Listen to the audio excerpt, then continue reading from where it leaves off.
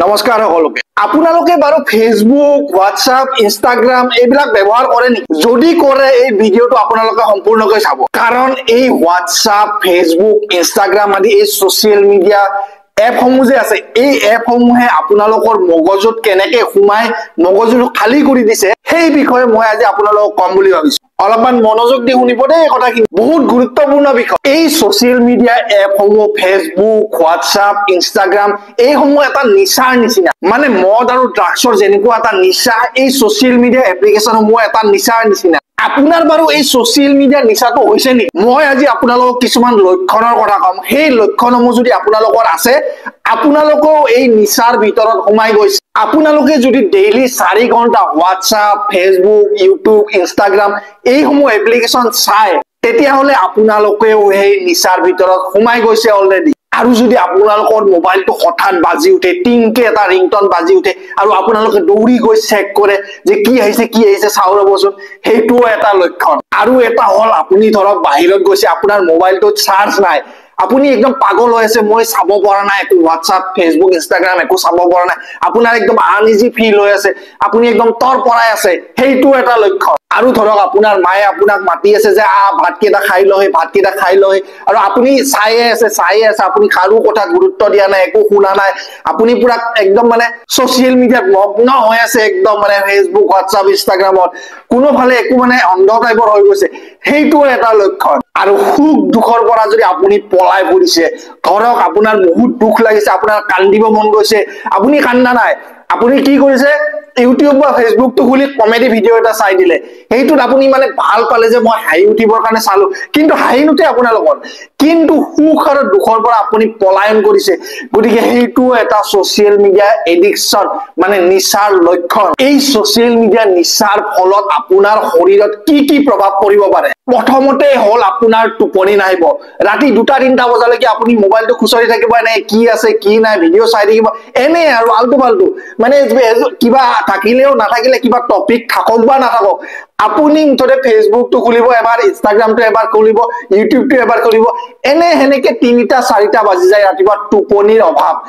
হেইটো এটা আপোনাৰ শৰীৰত এটা বেয়া ইম্পেক্ট পেলায় দ্বিতীয়তে হল আপোনাৰ চকুৰ প্ৰবলেম আপুনি দিনটো মোবাইলত খুচৰি থাকিব ফলত কি হয় আপোনাৰ যেটো দৃষ্টিশক্তি হেইটো লাহে লাহে কমিবলৈ আৰম্ভ কৰে আৰু এই নিচাটোৰ ফলত আপোনালোকৰ লাইফষ্টাইলে সলনি হৈ যায় উদাহৰণ স্বৰূপে এজন স্কুলত পঢ়ি থকা ছাত্ৰ বা ছাত্ৰীৰ কথা কৈছো তেখেতসকলে হেইটো বয়সত খেল ধেমালি কৰিব লাগে কিন্তু ৰুমৰ ভিতৰত সোমাই তেখেতসকলে সোশ্যাল মিডিয়া মোবাইল চাই থাকে ফলত এটা লাইফষ্টাইল চেঞ্জ হৈ যায় আৰু শৰীৰত বহুত ডাঙৰ এটা ইম্পেক্ট পৰে এই সোশ্যাল মিডিয়া এডিকশনৰ ফলত খাদ্য যেটো খাব লাগে এই খাদ্য ঠিকমতে খোৱা নপৰে আপুনি দিনটো দৰ্জাখন মাৰি ৰুমৰ ভিতৰত সোমাই থাকিব সোশ্যাল মিডিয়া চাই থাকিব এপিনে আপোনাৰ ঘৰৰ মানুহ মাতি আছে যে বাবা বা ভাইটি বা ভন্টি তুমি আহি খাই লোৱা ভাতকেইটা খাই লোৱা বা চাহ কাপ খাই লোৱা গাখীৰ এগিলাস খাই লোৱা কিন্তু আপুনি নাযায় আপুনি ক'ত ব্যস্ত ফেসবুক ইনষ্টাগ্ৰাম ইউটিউবত ব্যস্ত ফলত এটা ৰুটিন চেঞ্জ হৈ যায় আৰু ফলত আপোনাৰ শৰীৰত এটা বেয়া ইম্পেক্ট পৰে এই সোশ্যাল মিডিয়া সমূহৰ ফলত আপোনালোকৰ মেন্টেল হেলথতো এটা বহুত ডাঙৰ ইম্পেক্ট আহে এই সোশ্যাল মিডিয়া সমূহৰ ফলত বহুত ল'ৰা ছোৱালী ডিপ্ৰেছনৰ শিকাৰ হৈছে আৰু লগতে সেলফ কনফিডেন্স মানে আত্মবিশ্বাস যেটো হেইটো হেৰুৱাই পেলাই একদম আৰু এই সোশ্যাল মিডিয়া সমূহৰ জৰিয়তে বহুতো ক্ৰাইম হয় অনলাইন হাৰাসমেন্ট সাইবাৰ বুলি এইবিলাক বিভিন্ন ধৰণৰ ক্ৰাইম হয় আৰু ফলত বহুতো ল'ৰা ছোৱালী তাৰ এই সাইবাৰ বুলি বা অনলাইন হাৰাসমেন্টৰ শিকাৰ হয় আৰু এই সোশ্যাল মিডিয়া এডিকশন বা এই সোশ্যাল মিডিয়া বা সামাজিক মাধ্যমৰ যেটো নিচা সেই নিচাৰ ফলত আপোনাৰ সম্বন্ধ মানে ৰিলেশনশিপত এটা বহুত ডাঙৰ এফেক্ট পৰে আপুনি নিজকে ৰুমৰ ভিতৰত এটা সোমাই লৈ দিনটো সোশ্যাল মিডিয়া চাই থাকে বাহিৰৰ দুনিয়াৰ পৰা আপোনালোকৰ একো সম্পৰ্ক নাই হেনেকুৱা এটা পৰিস্থিতিলৈকে গৈ পায় আৰু ফলত কি হয় সেই মানুহজন বা সেই ব্যক্তিজনে ফেস টু ফেস কথা ক'ব নোৱাৰা হৈ যায় এটা টাইমত এনেকুৱা এটা পৰিস্থিতি আহি যায় মানে মানুহ দেখিলে দূৰত পলায় হেনেকুৱা এটা পৰিবেশলৈকে আহি যায় আৰু মেন্টেল হেলথ ইমানে দুৰ্বল হৈ পৰে হেখত গৈ ভাঙি পৰে সেই ল'ৰা বা সেই ছোৱালীজন সেই ব্যক্তিজন ভাঙি পৰে মানসিকভাৱে আজিকালি যেটো সম্বন্ধ হৈছে আজিকালি যেটো সম্পৰ্ক বা সম্বন্ধ আপোনালোকে যিয়ে কক সেই সম্পৰ্ক বা সম্বন্ধটো আজিকালি অনলাইন হৈ গৈছে আজিকালি হোৱাটছআপত ফেসবুকত হোৱাটছআপত ভিডিও কলিং কৰিব ফেসবুকত মেসেঞ্জাৰত মেসেজ দিব হোৱাটছআপত মেসেজ দিব এনেকুৱা এটা ৰিলেশনশিপ গঢ়ি উঠিছে সমাজত উদাহৰণস্বৰূপে কৈ দিছো মই এখন ঘৰত এটা ৰুমত থাকে তেওঁলোকৰ ল'ৰা ছোৱালী এটা ৰুমত থাকে মাক দেউতাক কিন্তু যদি সেই ল'ৰা ছোৱালীয়ে সেই মাকক বা দেউতাকক কিবা এটা ক'ব লগা হয় যে দেউতা বা মা মোক এই বস্তুটো লাগিছিল বা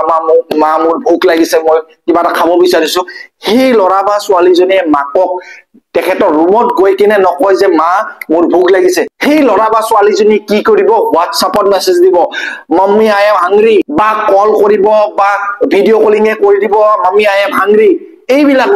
মানে যিটো ফেচ টু ফেচ ইন্টাৰেকশ্যন সেইটো কমি গৈছে আৰু এই সম্পৰ্কসমূহ লাহে লাহে ভাঙিব ধৰিছে আৰু তাৰ উদাহৰণ মই দিব নালাগে নিউজ চেনেলসমূহত ডেইলি প্ৰকাশ পায় এই বাতৰিসমূহ আৰু এই সামাজিক মাধ্যমৰ নিচাৰ ফলত যে সম্পৰ্ক অকল বেয়া হয় সেইটোৱে নহয় আপোনাৰ চাকৰি বা আপোনাৰ অফিচৰ কামত হওক আপোনাৰ কোম্পানীৰ কামত হওক আপোনাৰ ব্যৱসায়ত হওক সেই গোটেই সমূহতে এফেক্ট কৰে আপুনি যদি কিবা এটা কামত কনচেন্ট্ৰেট কৰিম বুলি ভাবে পুতুককে মোবাইলটো বাজি উঠে আৰু আপুনি মোবাইলটো এনেকে ধৰি লয় কি আহিছে চাও ৰ ফলত কি হয় আপুনি ডিস্ট্ৰেক্ট হৈ যায় আপোনাৰ কামত মন নলগা হৈ যায় বা আপোনাৰ ব্যৱসায়ত মন নলগা হৈ যায় আৰু তাৰ ফলত কি হয় যিটো কাম বা যিটো ব্যৱসায়ত আপুনি 100% দিব লাগিছিল আপুনি তাত দিয়ে 40 to 50% আৰু 50% সময় আপুনি ক'ত দিয়ে social media Facebook WhatsApp Instagram YouTube এই সমূহত social media Facebook WhatsApp Instagram YouTube এই সমূহৰ ফলত যে কিমান এটা সোশ্যাল ইম্পেক্ট হৈছে সমাজত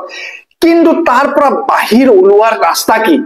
সলিউশন কি সলিউশন হল যে আপুনি এটা বাউন্ডাৰী ধৰি দিব লাগিব লিমিট ধৰি দিব লাগিব সেই লিমিট যাতে আপোনালোকে ক্ৰস নকৰে সোশ্যাল মিডিয়াৰ ভাল ইম্পেক্টটো আছে বেয়া ইম্পেক্টটো আছে সেইটো আপুনি ডিসাইড কৰিব লাগিব আপুনি ভালটো সিলেক্ট কৰিব নে বেয়াটো সিলেক্ট কৰিব আপুনি নিজকে সময় দিয়ক আৰু নিজকে লৈ এবাৰ বিবেচনা কৰক যে সোশ্যাল মিডিয়া মই চাম কিন্তু এডুকেশনাল পাৰপাসৰ ওপৰত আৰু সেই এডুকেশনাল পাৰপাসৰ ওপৰতো